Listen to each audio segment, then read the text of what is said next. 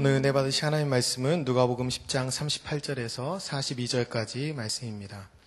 누가복음 10장 38절에서 42절까지 말씀입니다.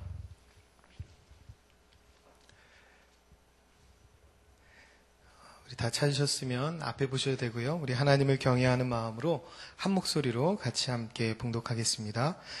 그들이 길 갈 때에 예수께서 한 마을에 들어가심에 마르다라 이름하는 한 여자가 자기 집으로 영접하더라.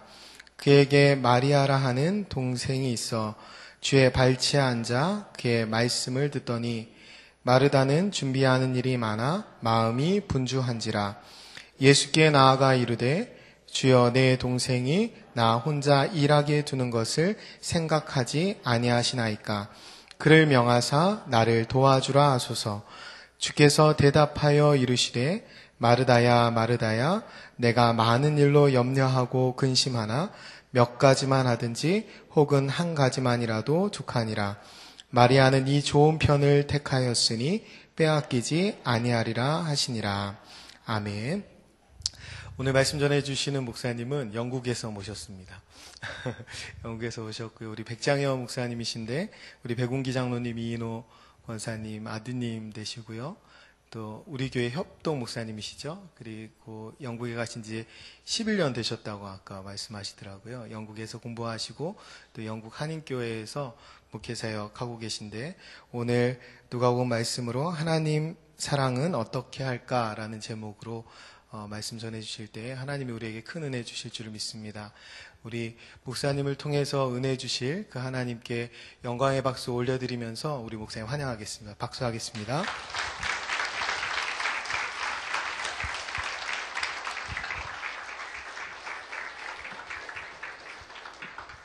안녕하세요.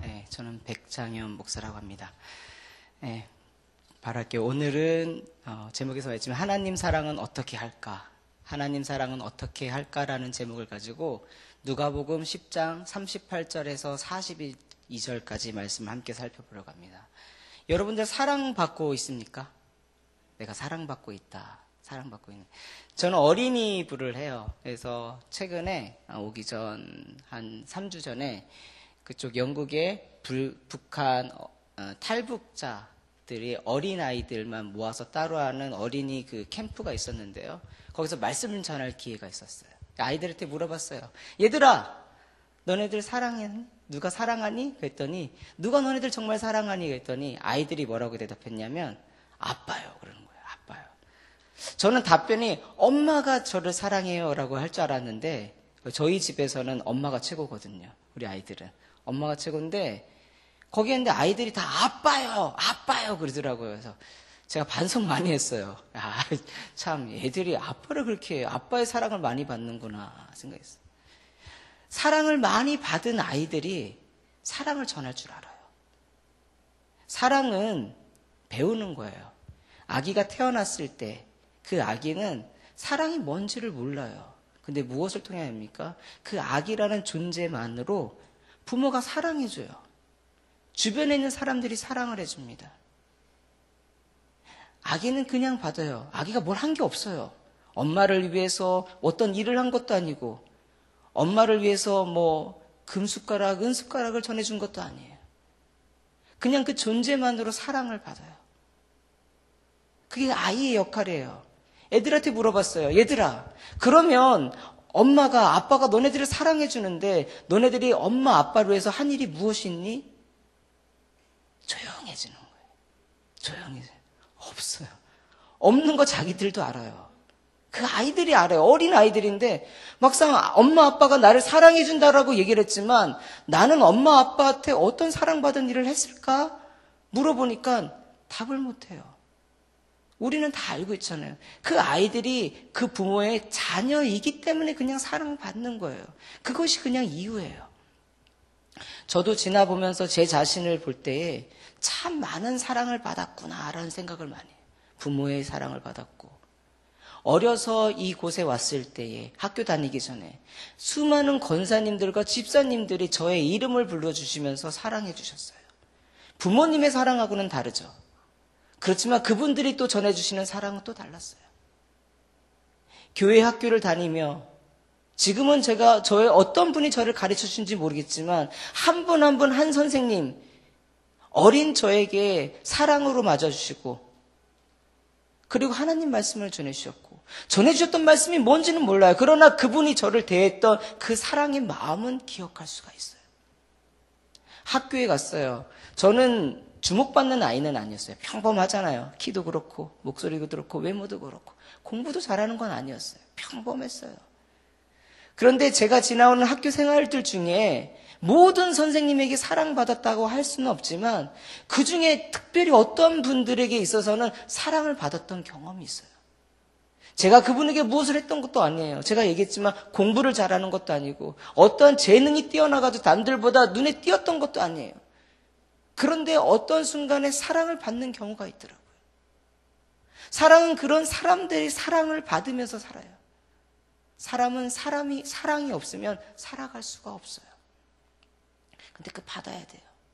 근데 오늘날 요즘에 사람들의 모습을 보니까 이 사랑이 왜곡되는 것 같아요. 사랑을 받는데 조건이 필요합니다. 돈이 많아야지 사랑을 받을 수 있다고 생각을 해요. 내가 건강해야지 이 사랑을 받을 수 있다고 생각해요. 외모가 예뻐야지 사랑을 받을 수 있다고 하며 몸매가 좋아야 된다고 해요. 가끔 인터넷에 사진 보면 자기 운동해가지고 이렇게 배 사진, 식스팩 이렇게 찍은 사진들 보면 참 별나다 하면서도 그 사진들을 왜 올릴까? 사랑받고 싶은 거예요. 주목받고 싶은 거예요. 그렇게라도. 누군가를 지배할 수 있는 힘이 있어야지만 다른 사람들로부터 사랑을 받을 수 있다라고 생각을 해요. 사랑은 그것이 아닌데. 제가 지금까지 받았던 그 사랑들은 조건 있는 사랑이 아니라 조건 없는 사랑이었어요. 제가 무엇을 했기 때문에 받았던 사랑이 아니라 저라는 존재가 있었기 때문에 저를 사랑해 주시는 그런 사랑이었어요. 그 사랑을 받았다는 게 너무나도 감사해요.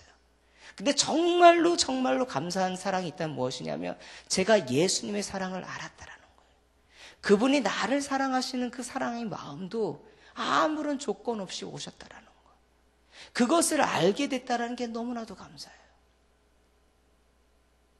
내가 돈이 많아서, 내가 외모가 뛰어나서, 내가 공부를 잘했기 때문에 아니요. 그분은 그런 거랑은 상관이 없이 나를 사랑하셨어요. 사랑은 여기서부터 시작합니다. 사랑받는 것부터 시작해요. 오늘 본문을 보니까 38절에 한 마을에 들어가셨다라고 해요. 누가? 예수님께서. 그 마을은 오늘 누가복음에는 이름이 나와 있지 않지만 성경에는 마가복음과 다른 복음서에 베다니라고 그 이름이 지목되어 있습니다. 이 베단이라고 하는 곳은 이 예루살렘을 기점으로 해서 예루살렘에 그 감람나무 산이 있어요. 올리브산. 그 산으로부터 한 2마일 정도, 한 3km 정도 떨어져 있는 곳에 있는 예루살렘의 위성 마을이에요. 아주 조그마한 마을입니다. 근데 그 이름이 뭐냐면 슬픔의 집, 고통의 집이에요. 왜 슬픔의 집이 있고 고통의 집이냐면 이 예루살렘이 생겨났을 때서부터 살펴봐야 돼요. 이 예루살렘을 다윗이 정복을 했죠. 다윗이 정복하기 전까지는 여부스 사람들이 그 성을 지키고 있었습니다. 근데 천연 요새였어요. 뚫을 수가 없었습니다.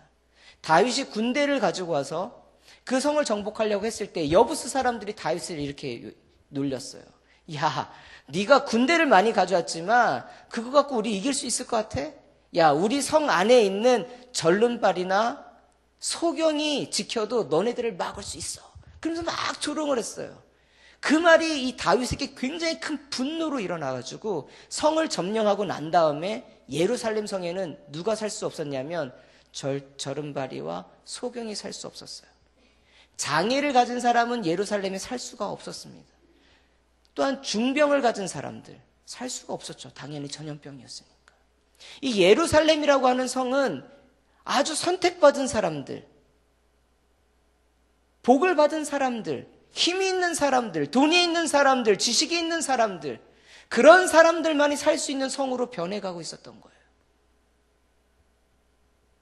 그런데 그곳으로 떨어져 있는 3km 떨어져 있는 이 베단이라는 마을은 어떤 것이었냐면 성에 누가 살 수 없습니까? 장애를 가지고 있는 사람이 살 수가 없어요.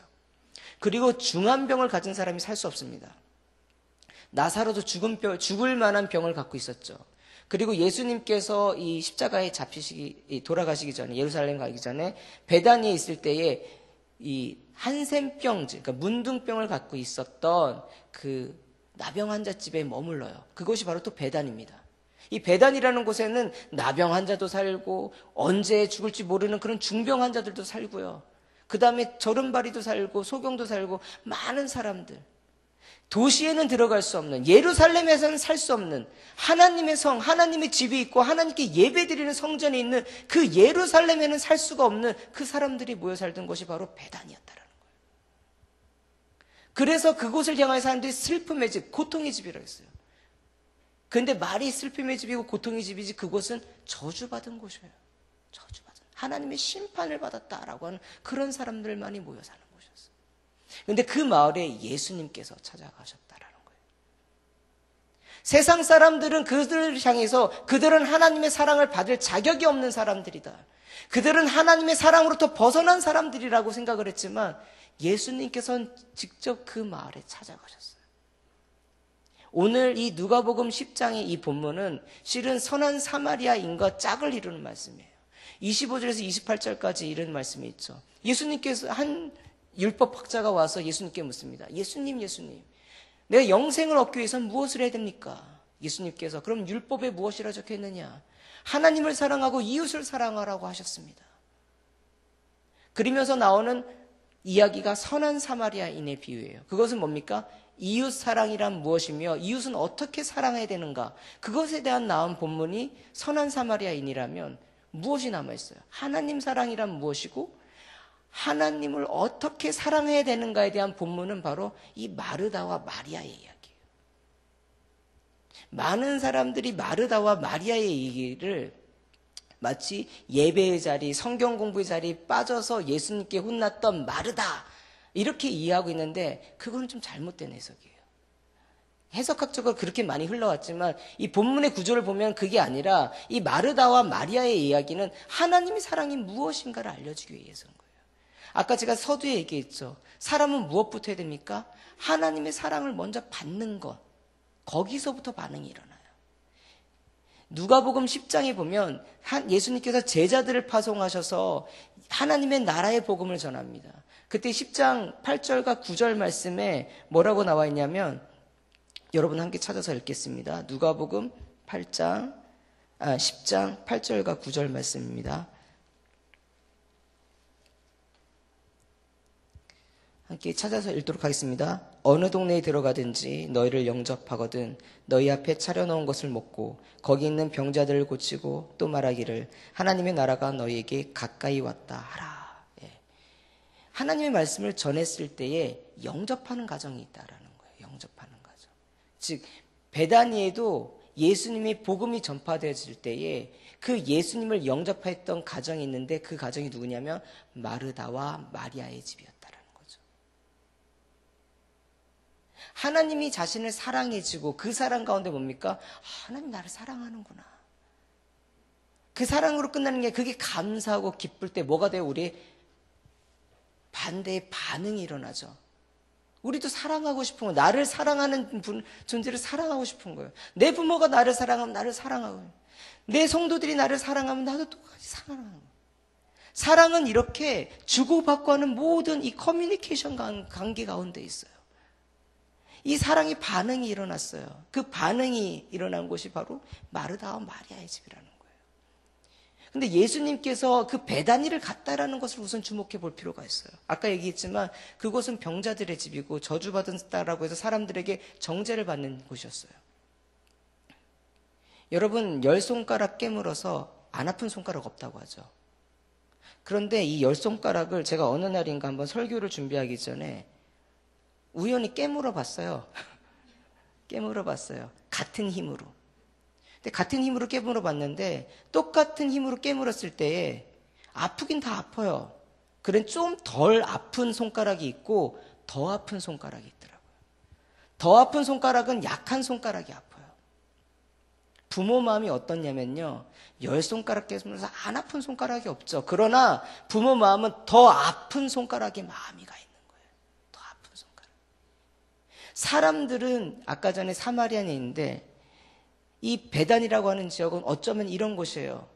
예루살렘으로부터 여리고까지 가다가 어떤 사람이 강도를 맞았어요. 그가 어떤 죄가 있어서 강도를 맞은 것이 아니에요.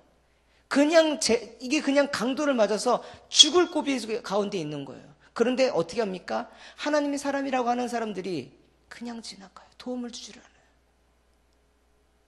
마치 그 죽어가는 한 여행객처럼 이 베단이라는 지역도 이 이스라엘 가운데 어떤 곳이에요? 죽어가고 있음에도 불구하고 누구도 돌봐주지 않는 그곳에 하나님의 사랑이 임한 거예요. 하나님의 사랑이. 그 누구보다도 어떤 것보다도 우리가 사랑받는 이유가 내가 뭘 잘했기 때문에 하나님의 사랑을 받습니까? 아니요. 어떻게 보면 하나님의 사랑을 느꼈을 때 내 자신이 얼마나 죄인이라는 것을 깨닫게 되잖아요. 내 자신이 얼마나 부족한 사람이라는 걸 알게 되잖아요.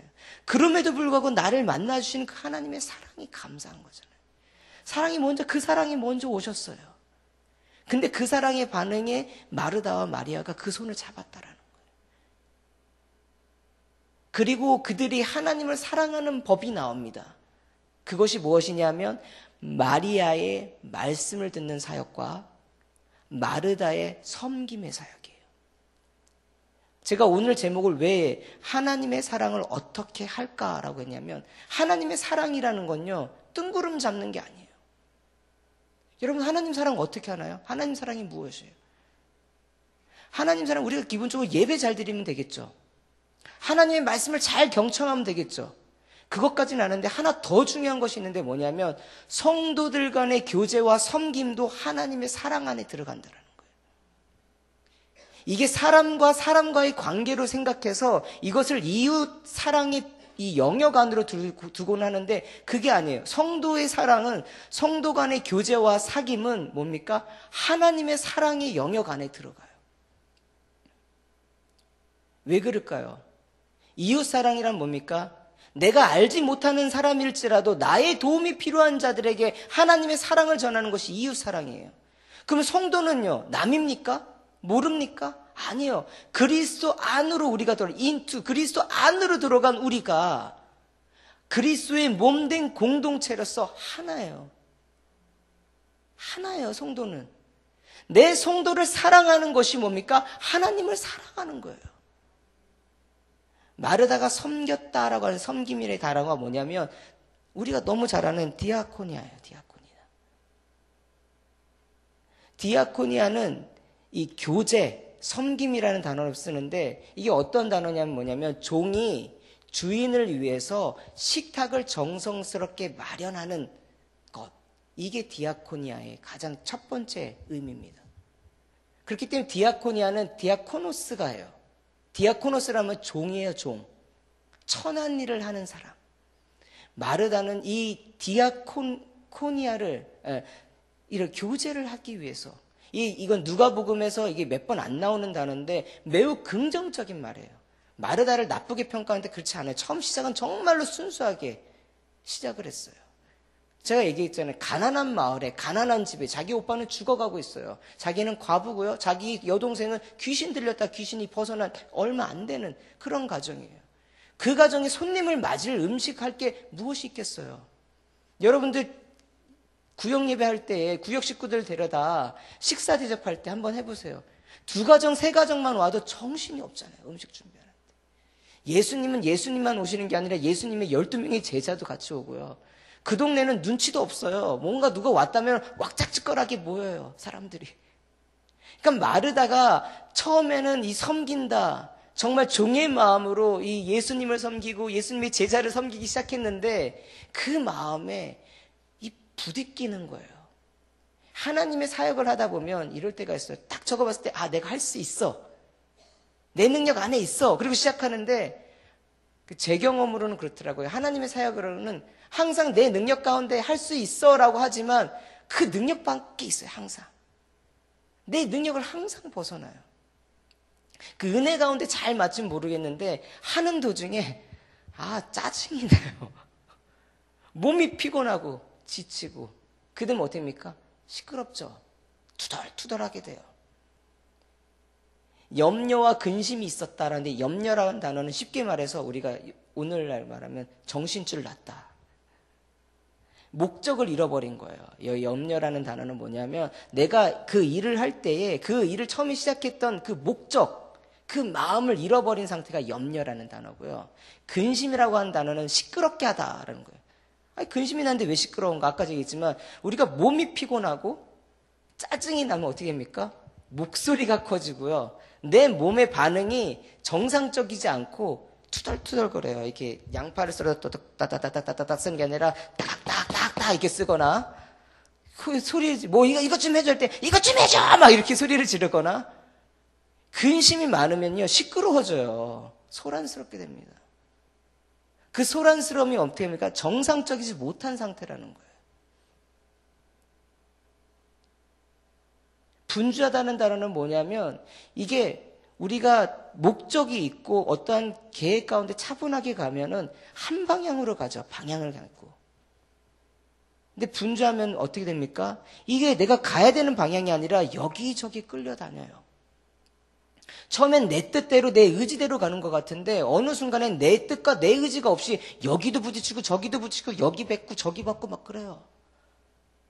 하나님의 사역을 한다면서 하나님을 섬긴다면서 내 사랑하는 내 성도들을 위해서 뭔가를 한다라면서 어떻게 합니까? 여기 치고 저기 받고 막 이런다라는 거예요. 이게 바로 분주함이라는 거예요. 하나님을 사랑하는 데 있어서 너무 중요한 하나님의 말씀을 듣고 그 하나님의 나라가 선포되는 사역 가운데 동참하고 또한 성도의 귀한 교제와 섬김의 자리 가운데 문제가 있는데 바로 그 문제가 바로 뭐냐면 이 사역에 집중하다 보면 나도 모르는 가운데 염려와 근심과 분주함에 나의 마음 가운데 나의 행동 가운데 나의 영혼 가운데 뿌리밖에 박혀서 그것이 다른 사람의 사역에 더 중요한 것은 하나님의 말씀이 선포되고 있는 그 자리에 예수님의 사역을 막는 중단하는 그런 크나큰 누를 범하게 된다라는 거예요. 선한 사마리아인에서 이렇게 얘기합니다.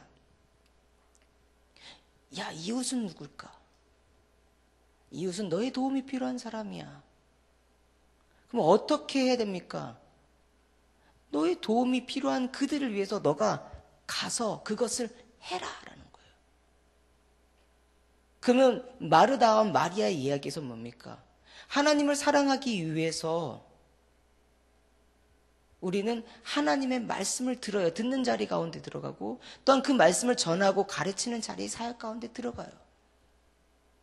또한 성도의 교제와 섬김의 자리 가운데 들어가야 돼요. 그런데 문제는 또 뭐예요? 그렇게 해야 되는데 방해가 되는 건 아까 얘기했지만 우리도 모르는 가운데 염려와 근심과 분주함으로 인하여 내 형제 자매를 상처내고 아프게 한다는 거예요. 그럼 어떻게 해야 되는가?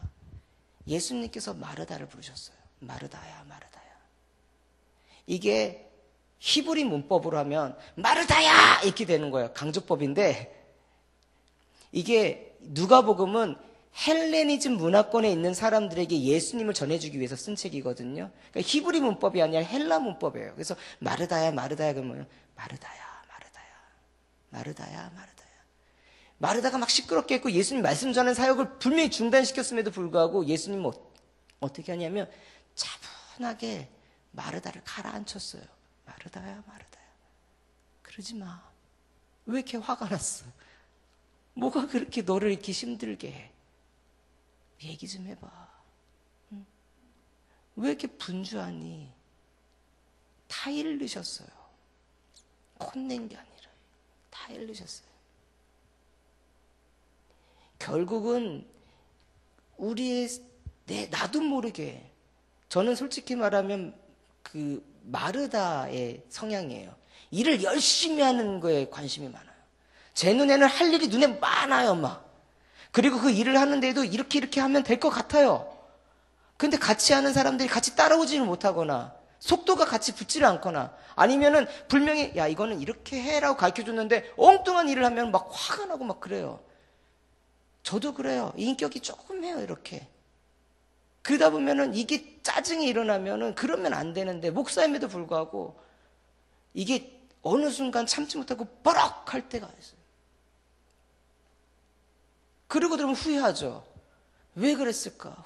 후회해요. 근데 왜 후회가 되냐면 내가 예수님 자리 가운데 갔기 때문에 후회가 되는 거예요. 그 자리가. 예수님 그 자리 가운데 갔기 때문에.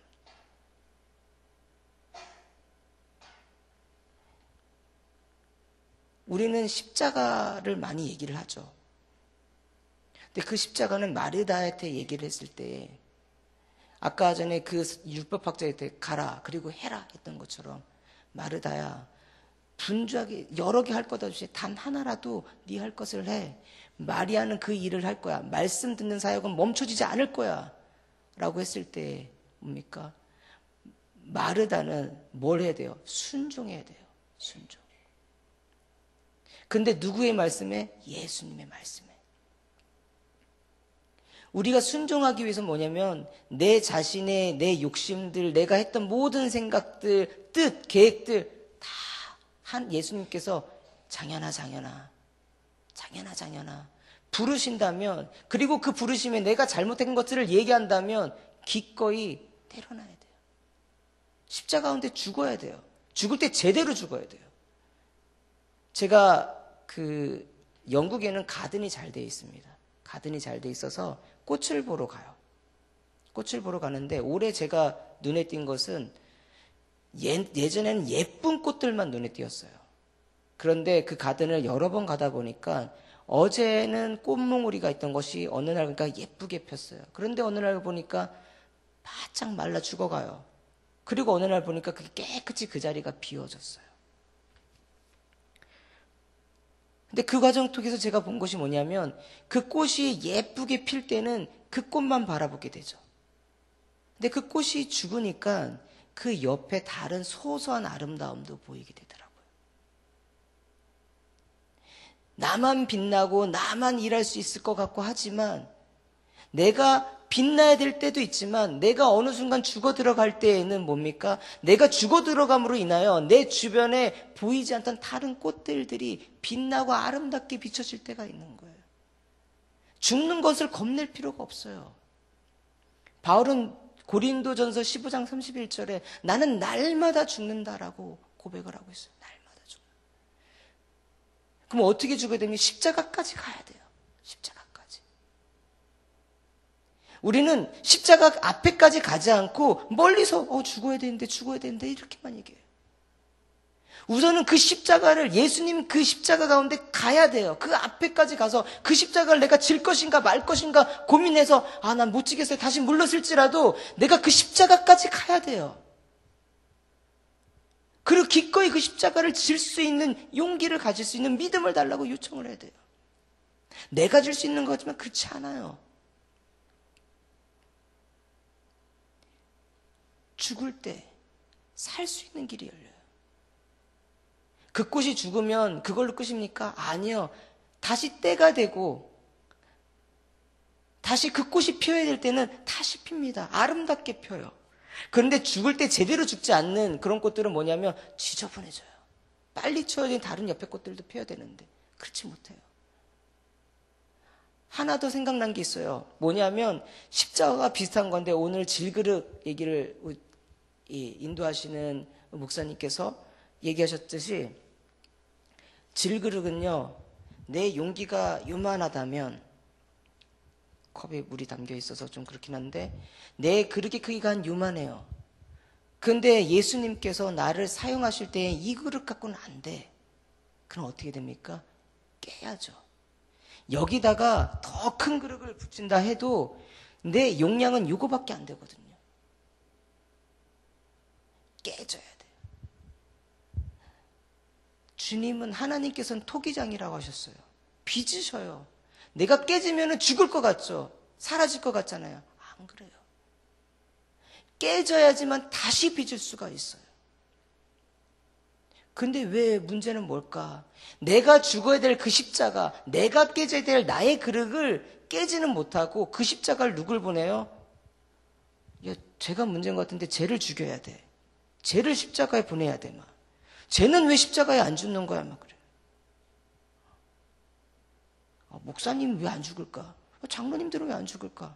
우리 구역장님들은 왜 맨날 죽으라고 하면서 본인은 안 죽는 거야? 거기 좀 죽으면 되지. 그런단 말이에요. 제가 그랬어요, 제가. 원망하고 불평하고 그러는 거예요. 왜 저 성도는 왜 맨날 예수님 사랑해 본인은 안 죽는가? 그러면서 그런 모습 보면 저도 막 화가 나가지고 그럴 거 전혀 없는데. 내가 죽어야 되는데 어떻게 합니까? 마치 예수님을 못 박아 죽였던 군중들처럼 자신들이 죽어야 되는 것이 아니라 예수님을 못 박아 죽였던 그런 군중들의 그런 죄성들처럼 어떻게 합니까? 남들을 잡아다 죽이려고 그래요. 내가 죽으려고 하는 게 아니라 내가 죽어야지 내가 죽음으로 말미암아 옛 모습은 사라지고 새 모습으로서 부활할 수 있는 놀라운 은혜를 체험할 수 있는데 그 은혜 체험하는 자리에 뭡니까? 나는 안 죽고 맨날 다른 사람들만 죽이려고 하니까 어떤 교제가 있고 어떤 섬김이 있을 수가 있겠어요? 거기에 어떤 하나님의 사랑이 있을 수가 있겠습니까? 하나님의 사랑을 너무 뜬구름 잡듯이 생각해서는 안 돼요. 내 주위에 내 지금 섬겨야 될 내 성도들, 내 사랑하는 저를 사랑해 주셨던 권사님들, 저를 사랑해 주셨던 집사님들, 저를 사랑하고 가르쳤던 그 교사 스님들, 선배님들, 그런 사랑이 있었기 때문에 제가 있는 거예요. 어떤 뭐가 있어서 그들이 저를 사랑했던 것이 아니에요. 근데 그 사랑이 있어서 제가 만들어졌어요. 우리가 누구를 정죄하고 누구를 질책한다고 해서 변할 것 같죠? 천만의 말씀이에요. 내가 변하지 않고 내가 죽지 않고서는 바뀔 수가 없어요. 내가 누군가를 더 깊이 사랑하지 않고서는 그 사람이 바뀔 수가 없어요. 우리가 바뀔 수가 없어요. 즉 우리 안에 내 안에 그 은혜를 갈망하는 그 마음이 없고서는 예수 그리스도의 십자가로 인하여 죽고 부활하는 그 은혜를 사모함이 없고서는 하나님을 사랑할 수가 없어요. 주일마다 와서 예배드리고 새벽에 와서 예배드리고 구역에 가서 예배드리고 나는 하나님을 사랑한다. 반쪽만. 반쪽 사랑. 우리는 나도 모르게. 하나님 사랑이라는 데서 많은 사람들이 물어봐요. 마르다 마리아 얘기해서. 우리는 그 두 가지가 다 있어야 돼요. 마리아의 그 예배와 하나님의 말씀을 선포하는 자역을 사모하는 그 마음과 내 성도들을 예수님의 제자들을 섬기고 교제하고 그들을 섬겨주었던 그 섬김의 그 마음들, 그 마음이 있을 때 하나님의 사랑이 있는 거고 그 사랑을 하기 위해서는 뭡니까? 내 안에 내 자신에 있는 수많은 갈등과 연민과 상처와 아픔들을 예수 그리스도 앞에 가서 고침을 받는 것, 그분을 다시 만나는 것, 그분이 나를 사랑한다고 부르시는 그 음성 가운데 그 음성에 붙잡혀서 내가 그 말씀 가운데 순종할 수 있는 것, 그 길 외에는 우리가 하나님을 사랑할 수가 없어요. 사랑하는 성도 여러분들, 많은 걸 준비했다가 짧게 했어요. 왜냐하면 길게 할 필요가 없을 것 같아요. 우리가 몰라서 그런 건 아니거든요. 알아요. 너무너무 잘 알아요. 이제는 설교하기 너무 힘들어요. 성도님들이 말씀, 본문만 나오면 이 본문 무슨 말씀할지 다 알아요. 목회자로서 봤을 때는 다 알아들어요. 근데 왜 우리가 안 돼요? 순종하지 못해서 그래요. 순종. 선한 사마리아인 끝나고 가라 그리고 해라. 마찬가지예요. 마르다에게 너도 그것을 해라. 사랑하는 성도 여러분들, 상처받은 마르다와 같은 분들 혹시 계십니까? 저도 많은 상처들을 받고, 근데 그 회복은 누구로부터 받을 수가 없어요. 상처가 있는 거 어떻게 보면 감사해야 돼요. 내가 그 사역 가운데 열심히 했기 때문에 그런 상처들도 있고 아픔들도 있는데, 그런데 그 위로하시는 예수님을 더 깊이 사모하셨으면 좋겠어요. 은혜를 사모해야 돼요. 은혜가 많으면 시끄러울 필요가 없어요. 오늘 사건 이후에 마르다는 여전히 부엌에서 음식을 만들어서 제자들을 대접하고 예수님을 섬기고 그 다음에 오는 동네 사람들을 섬겨주는 많은 모습들이 나와요. 여전히 우리가 맡은, 나에게 맡겨주신 그 사역의 자리는 동일할 거예요. 그러나 어떠한 마음인가? 내가 예수 그리스도의 은혜를 사모하는 마음과 내 안에 문제가 일어날 때에 누군가를 못 받기보다는 내 자신을 그 십자가에 못 받고 내가 매일매일 죽노라. 그러나 매일 그 십자가 가운데 살아나는 그 부활의 은혜를 체험할 수 있는 그런 여러분들, 그런 우리 성락 공동체가 되기를 간절히 소망합니다. 그 은혜가 우리 가운데 있기를 원해요. 제가 요새 즐겨 부르는 찬양인데요, 오직 예수뿐이네, 은혜 아니면 살 수가 없네, 이란 찬양인데, 제가 최근에 아까 얘기했잖아요, 제가 몸이 아팠어요. 아픈 이유가 뭐냐면 너무 스트레스가 많아서. 별거 아닌데. 근데 제가 다시 돌아보니까 제 안에 왜 그런 게 있었냐, 은혜가 떨어져서. 내 안에 은혜가 떨어지니까 저도 시끄럽더라고요. 저도 시끄럽게 됐더라고요. 먼저 사과하고, 원인이 그쪽에서 발생시킨 것 같은데, 근데 제 안에 보니까 아니 그게 아니에요. 그래서 제가 먼저 사과할 수 있는 마음을 주시더라고요. 두 번째 더 놀라운 건 뭐냐면요, 중보할 수 있는 마음을 주시더라고요. 제가 내 마음을 아프겠어요. 예전에 그렇게 기도했는데 그게 아니라 이 은혜 가운데 사모하는 마음에 무엇을 주셨냐면, 주님, 사랑할 수 있는 마음을 주세요. 여유할 수 있는 마음을 주세요. 제 안에 그분을 사랑할 수 있는 마음과 주지만 그분도 누군가를 사랑할 수 있는 여유를 주세요. 은혜를 주세요. 중보가 나오더라고요. 이게 변화가 일어났어요. 변화가. 여러분들 마음에도 누군가를 미워하거나 상처나 아픔이나 내 안의 상처들, 그럼 다 내려놓고 내가 그리스도의 십자가 가운데 죽기 원하고 그리스도의 그 은혜 가운데 거하기 원합니다. 그 마음으로 이 찬양을 함께 불렀으면 좋겠습니다.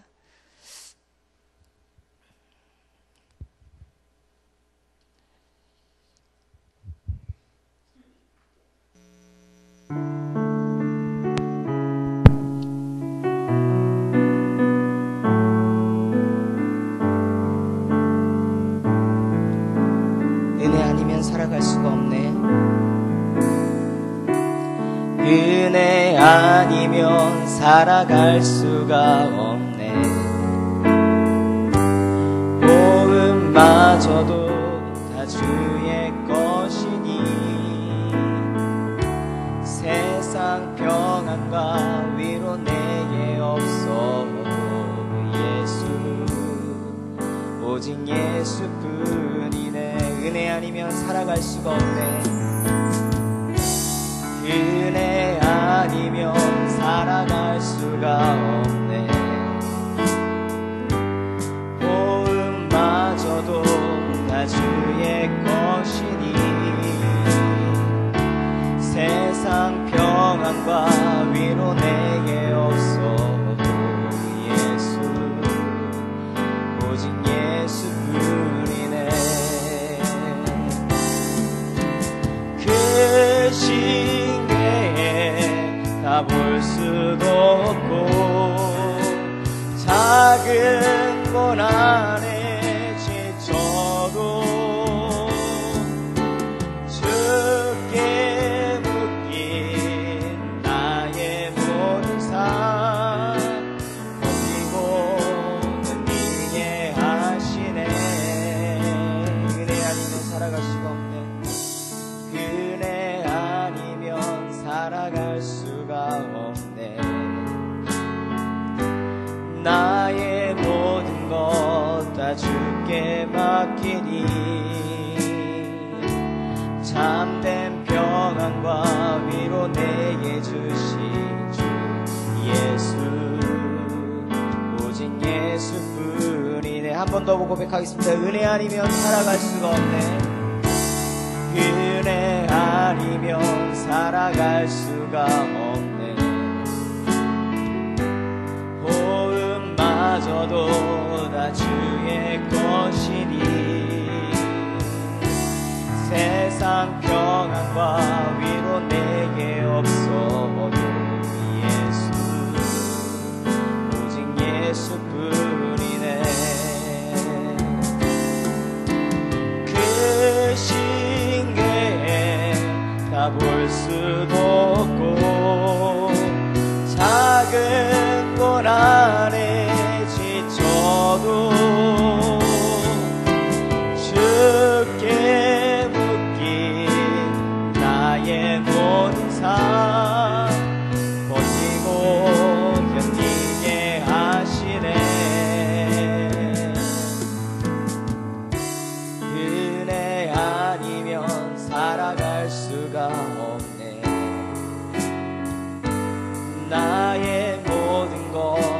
다 주께 맡기니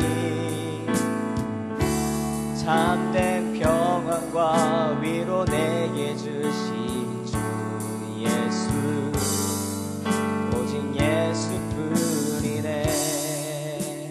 이 시간 우리 함께 기도할 때에 두 손을 모아서 심장 가운데, 여러분들 심장 박동을 한번 느껴보십시오.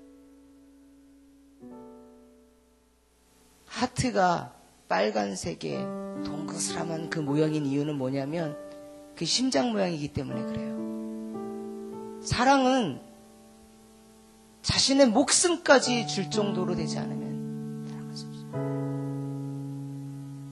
예수님은 우리를 사랑하셔서 우리를 위해서 그분의 핏방울 하나까지 남김없이 다 주셨어요. 여러분이 박동하는 그 심장 그 고동소리는 여러분들 것이 아니에요.